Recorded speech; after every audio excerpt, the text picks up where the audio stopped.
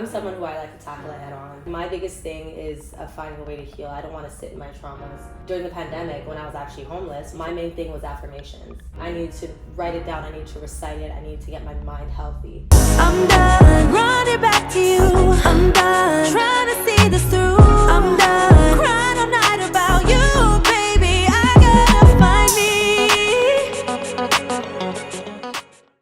me. Welcome back to the Connecting Creators podcast. Today we have a very special guest, Rachelle Show. Yes. Hi, my name is Rachelle Show. I'm a singer-songwriter here based in Toronto. And yeah, that's who I am.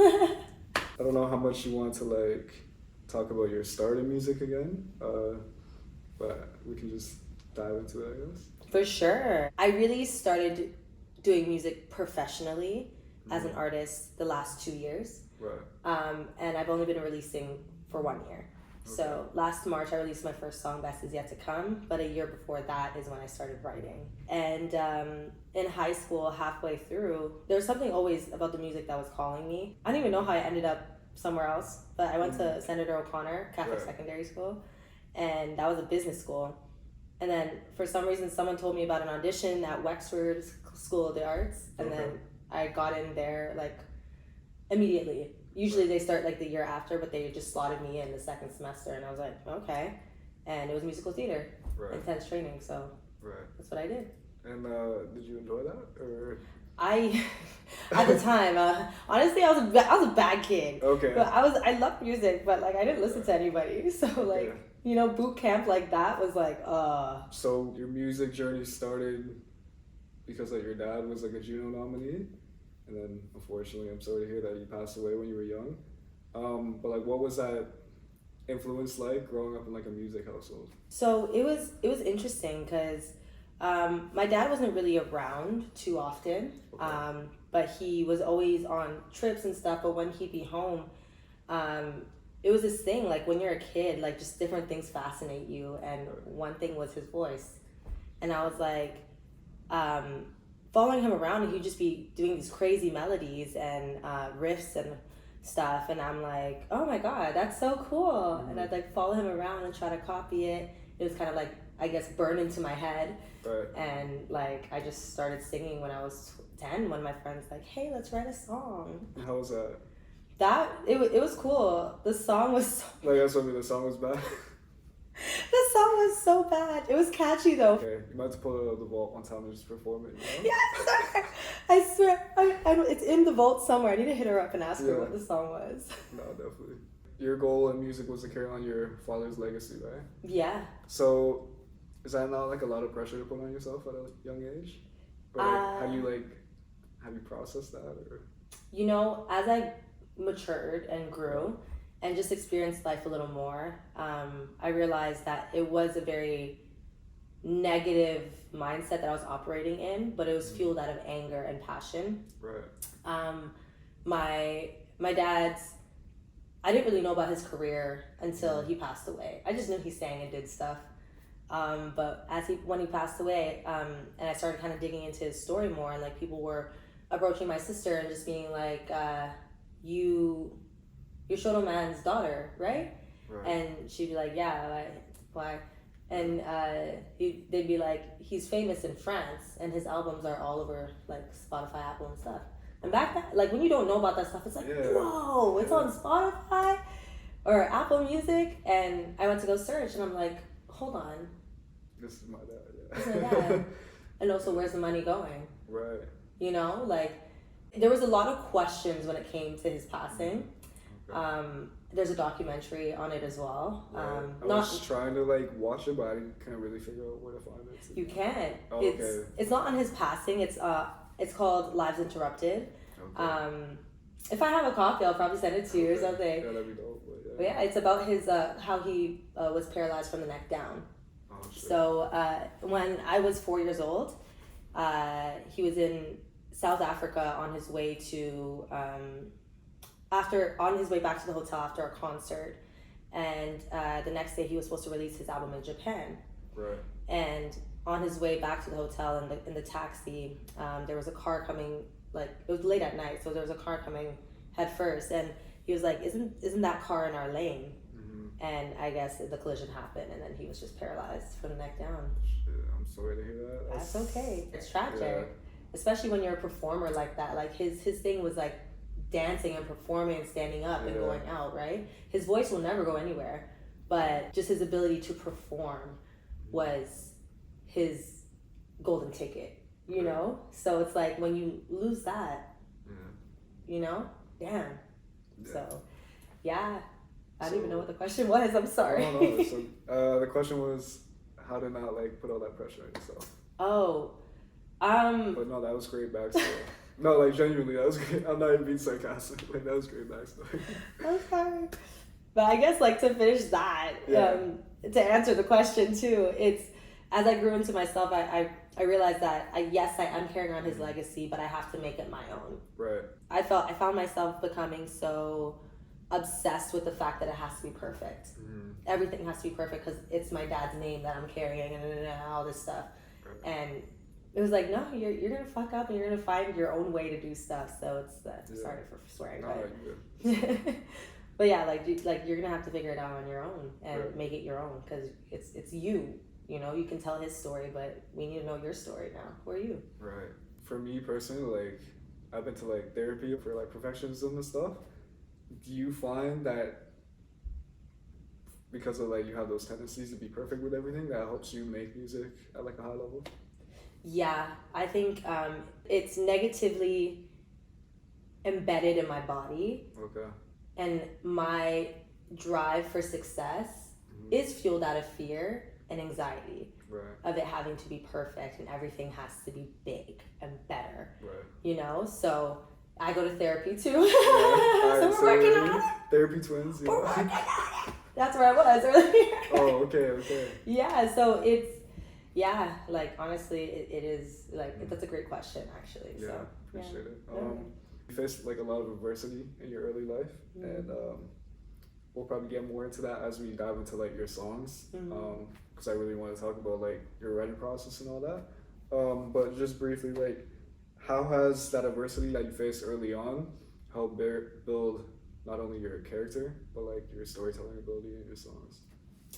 I think facing the adversity allowed me to become a lot more self-aware and just I want to be a healer.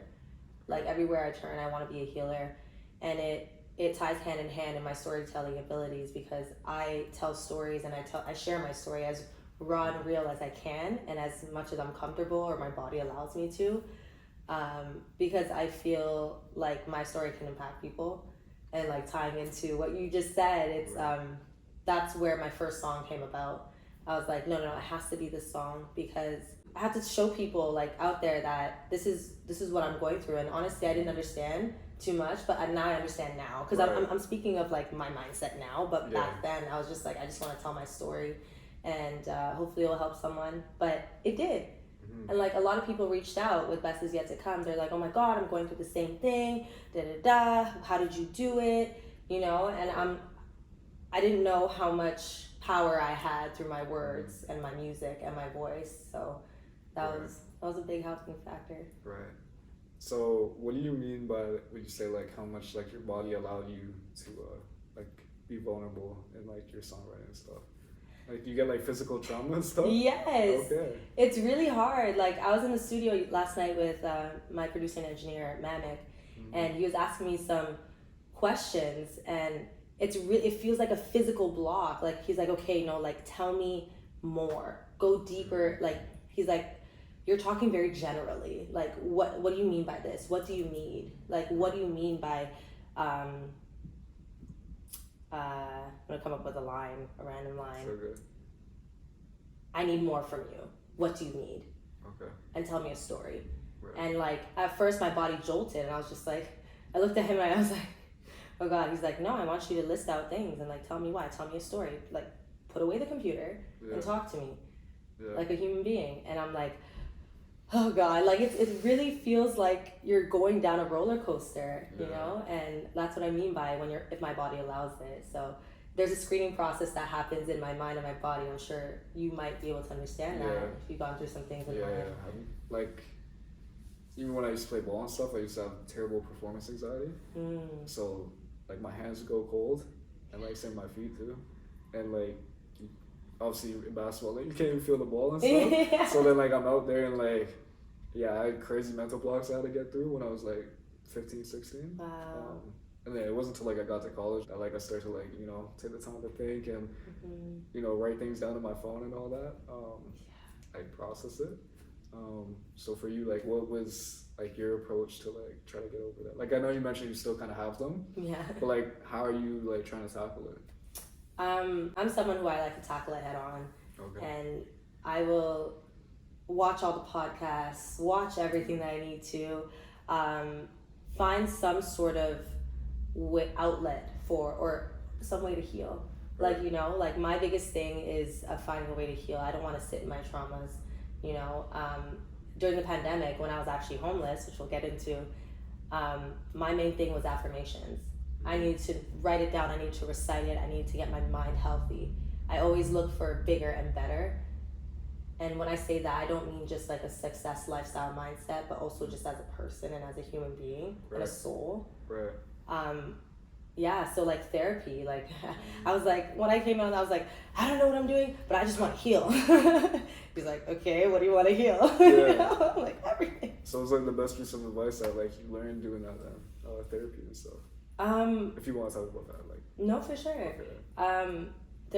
I think therapy was very important for me because it's, there's a lot of resources out there that could help me, that I could watch on YouTube and stuff, but actually having someone to go through these thoughts with, I'll have a different perspective.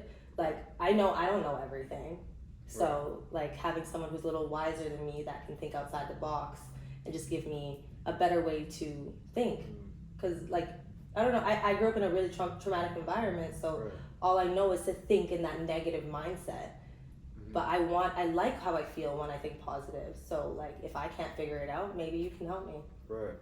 That's a great way to look at it. Yeah. Your music primarily consists of R&B, pop, bit of like soul and like neo soul.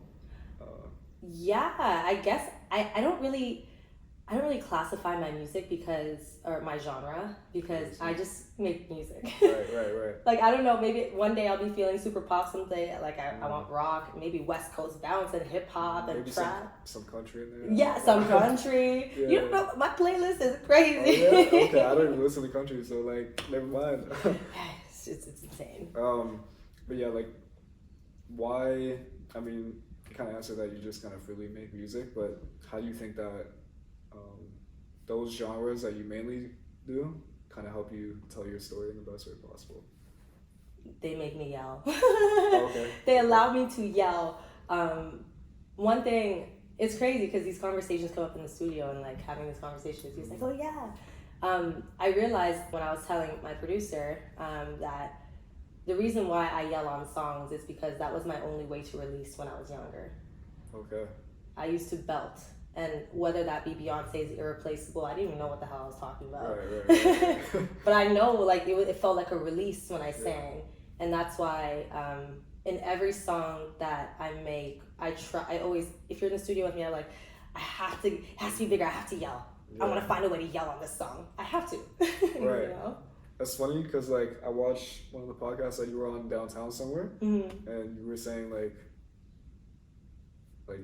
sometimes you used to have blockages where, like, if you were in the studio, you couldn't, like, sing. Yeah. Or maybe it was, like, live on stage you were mentioning, but something like that where, like, you couldn't release it. So it's, like, it's pretty interesting that is your release. Yeah. The thing that you're scared to do, you know? Yeah. It's crazy because, like, it's really a mental game when you're in the studio because it's just you and that mic and whoever's on the other side of that board. You're really like, at least for me, I fight demons in my head whenever I'm in front of that mic. And you'll find that I like to pick up my phone. They're like, okay, just go on the mic and just riff something. Right. Yeah, I heard you say you can't do that. No. Right. It's like, not yet. I haven't, it doesn't feel comfortable for me yet, you know? Right. Because as a kid that again goes through trauma, and if your voice is shut down a lot, it's hard for you to stand up and just like open and sing and get your voice back. or to just like express yourself openly. Yeah. So like my safe space is under the covers where I write, or if I'm in a corner in the studio and just humming into my mic where no one can hear me. Right. You know, only me. And then I'll pick out the pretty ones and the perfect ones, and then I'll show you. Right. So that's what I mean. Like low key, like the perfectionism might help you. Yeah, exactly. Like it depends. It might not be the healthiest for you, but it might help your music. Yeah. So hey. you know, it's interesting that you say like singing really loud helps you, because like obviously I can't sing, but there's times when like all my energy is like internal. So like sometimes to like get my voice back, I'll go on like a drive and I'll just play like Drake songs or something that I can sing, you know? You can sing out. And then I just sing it super loud. That's the best form of therapy. Yeah. Self-therapy is driving. Oh, at night too? Yeah. Oh my God, in the day. You know what I used to do? I used to drive north. Okay. No destination, no time. Okay. In the pandemic especially, like just if you see the transitions from town to city to town and then farmland. Right. It's so peaceful. Right. And you're just playing music and it's just you and the road.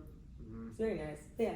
But one thing you did say was when you said you would drive, like you feel heavy. And you know? And like inward, Yeah, like everything, you just need to like go away and be free. One thing, in one of my therapy sessions, I just came in and I was just so heavy, and he's like, "Do you need to scream right now?" Yeah. And he didn't even know that I belted to release. He told me after that because I told him the story, and he's like, "It's okay, just scream." Because you have some, I think there's some type of vein that wraps around your esophagus, or your throat, or your vocal cords, and it vibrates in a way that it feels like a release, like you know, but like it's an actual like scientific biological thing. So. Yeah. Well, I mean, you look at all animals; they all have like a something. Yeah. Like roar or something, you know. All of your release songs that you have out right now are based on like your own personal life experience in terms of like your writing. When you just tell your story in a genuine way, most people relate. But like, I'm curious, like, you ever try to like dial it back a little bit? That way it's more relatable to like a general audience that might have not experienced things that you've gone through, or do you just like go into it as vulnerable as possible? Kind of a long question, I'm sorry. No, that's okay. It's a great question. The way I write is very general. Okay. I think that also comes into the topic of like not wanting to get too vulnerable about my story and not crossing that barrier, but getting close enough that I am telling you the story, but not really. Right. So that's just my style of writing, and I find it helps. Just like you have a screening process with everything. People only know what you allow them to know. Obviously, you dabble in pop, like I mentioned before. Do you ever try to like purposely make that hit song? Like I know you said you try to make it big, right? So, yeah. It like every song that I release, I'm super passionate about, and some people they talk down about the hit mentality when you're creating songs, but like I want to make hits. Right. I want it to be hitters that just like last a lifetime, that is timeless. Right. So I aim for a hit all the time. Okay. When you listen to music, do you listen to hits or do you like deep cuts more? Hits. Okay, really? Yeah. Okay, I'm more of a deep cut kind of guy. Really? Yeah. Yeah. Well, you seem like it. I don't know if that's good or bad, but you know, I'll take it. It's a beautiful thing, trust me. I appreciate it. So as a songwriter, do you always feel like the pressure to like have to write from your own experience, or do you give yourself permission to kind of like write things that you see other people going through? I think, yes, I do like writing stories in general, whether that is my own or not. I also draw. So that's dope. That kind of aids in my creativity with the music. Just like painting a picture of someone else's story, or just a story, or just a topic.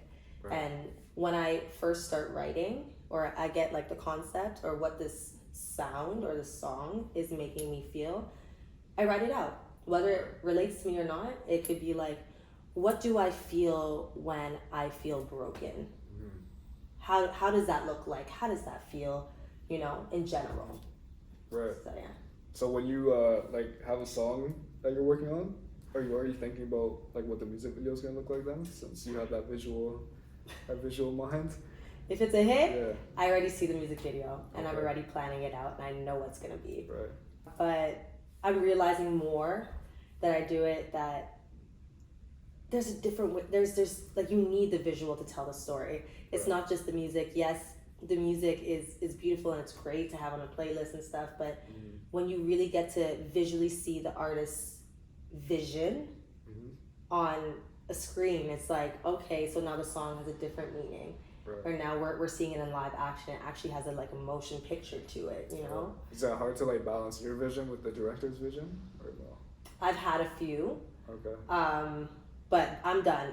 Was like, that was. No, that was great. Thank you. So do you also do it for like the marketing purposes then? Because that one Oh, like yeah. did really well. Yeah.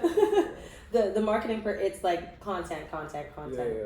and like the behind the scenes matched with the visual. Like it's just I love music videos. Yeah. Same. I feel like they're like a lost art, to be honest. Yeah. Kind of wish more artists did that because like nowadays it's all like either clout based Mm-hmm. or it's like they just don't do it at all.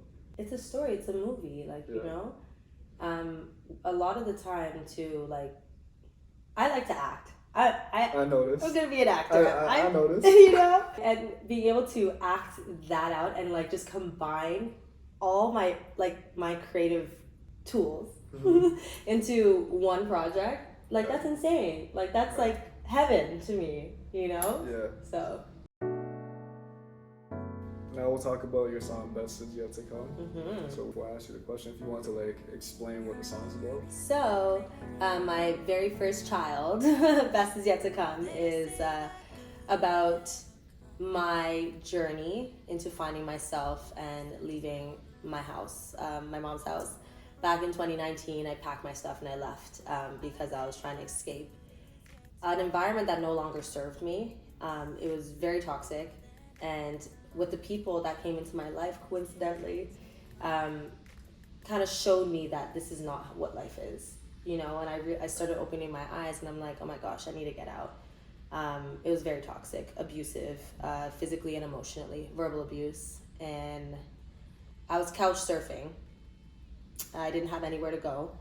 I had to figure it out, and I had one job at Joey's Eaton Center, and no car, no nothing. Nothing, probably $500 to my name, and thankfully I had friends to take me in, but it was when I was at my last friend's house, and it was in the middle of the pandemic, and I was like, okay, I'm gonna make this music thing happen. Right. I did my research. Now you wrote your poems to get into the writing, and now it's time to write a song, pick a beat. So I went through YouTube, I picked a beat, and what I was feeling came out in the song. And I was really talking to my mother, saying, you say you need me, but that's just all you want from me. And honestly, I don't really have a great explanation for that line because it makes no sense to me. No, it makes sense. Like sort of, I don't know. I kind of interpret it like it was fine. What do you think? What do you think it means? Like she doesn't like really want you to like do your own thing. She just wants to like know that she's doing a good job, like having you there, like in her house. That's just how I interpret it. Yeah. Is that what it was? It was actually Okay. like a version of that. It's really just, you don't really need me. You don't like, you don't want it to be a broken home. You know what I mean? Yeah. Even though that's what it was. Appearances, right? Yeah, appearances. You're upkeeping appearances, and you're looking for me 2 years later after I left. What if I was dead? Right. You don't know what happened to me, so why are you looking for me now?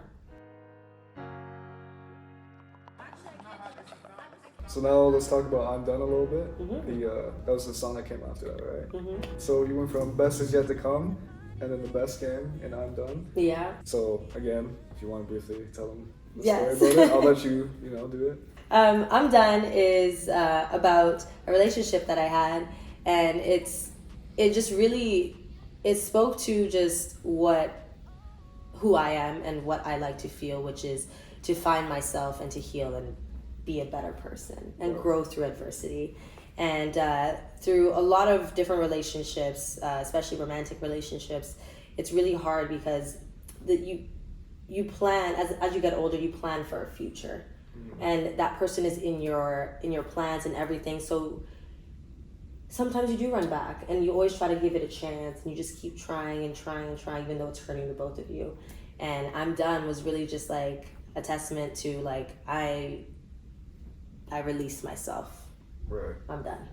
Right. You know, so that's I'm Done, my child, second baby. Right. So did you have that whole like marketing strategy planned ahead of time? No, it was on the fly. Okay. I was waking up at 6 a.m. like I need to edit this video. If I didn't post today, I have to post tomorrow. Yeah. Yeah. So do you usually come up with marketing strategies for the songs, or do you just like you're like, yeah, I'll figure it out when I'm releasing it? Is that what you do? Yes, because I had no training or like, you know, coaching in it. But now that I'm Done, I'm realizing how important that is. Yeah. To just have it just planned out and mapped out. Like it's so helpful. And if you're doing it on the fly, the anxiety and the stress is not nice. Yeah. Towards the end, you have like a guitar that comes in underneath. Me as a listener, I love when like the artist puts in those extra details to like layer and obviously make it like bigger and better. Like we brought up multiple times. But how do you know like what instruments to add to like complement like your voice and the production and stuff? Is that you, or is that like the producers, or? I have a great system around me and like team and just people. Mario is actually my the live guitarist that I worked with for the better half of my career, my music career. So I met him at one of my girls' shows, Juliana Jones, shout out to her. So he was playing for her, and then I just showed up, and he was there, and he's like, "Yo, what's been going on?" And I was like, "Oh, just working on music." He's like, "Show me." Right. And he like in the club, he was like, "Listen," he's like, "Yo, can I do something on this?" Yeah. And then he came in and then like killed it. No, and like, what? I was like, Mario, we were all standing like, no way. Yeah. You know? So that was like a great touch. Like guitar, anything. Yeah. Well, I think that wraps things up for today. You've been an amazing guest. Thank you. If you just want to like tell them your Spotify or your social media accounts, that'd be awesome. Yeah, you can find me everywhere at Rachelle Show on streaming platforms and Rachelle Show Music on social media. Anyways, guys, this has been the Connecting Careers podcast, and we'll see you guys in the next one.